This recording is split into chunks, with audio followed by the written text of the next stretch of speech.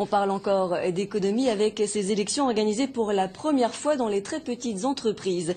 Presque 5 millions de salariés sont appelés à voter pour élire leurs représentants syndicaux. Mais on s'attend à un très faible taux de participation.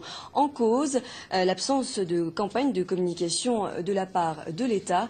Illustration dans le Puy-de-Dôme avec Daniel Pajonc et Eric Taxil. En 2008, la CGT faisait partie des centrales signataires pour la représentation syndicale des TPE, pour enfin négocier les accords de branche en tenant compte de la vie des salariés des TPE, plus de 3 millions d'employés en France.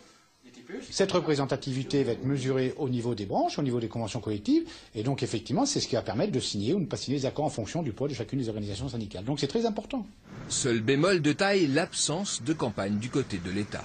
C'est une véritable carence des pouvoirs publics. Aujourd'hui, on s'aperçoit que quasiment aucune campagne n'a été faite par les pouvoirs publics pour populariser ces élections dans les petites entreprises. Toute la campagne s'est appuyée donc sur ce qu'a pu faire les organisations syndicales et la CGT en particulier, quoi.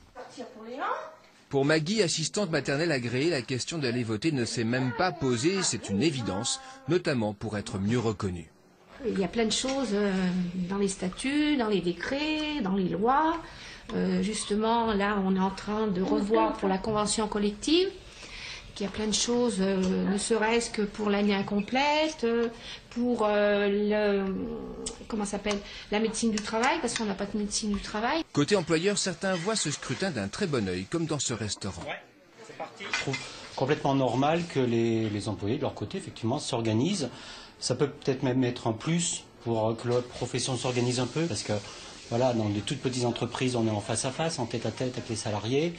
Et d'avoir des élus formés qui connaissent le terrain, ça peut permettre à des moments une bonne médiation. En Auvergne, 130 000 personnes sont appelées à voter jusqu'au 12 décembre. Reste un problème, l'arrivée tardive des matériels de vote qui pourrait perturber le bon fonctionnement du scrutin.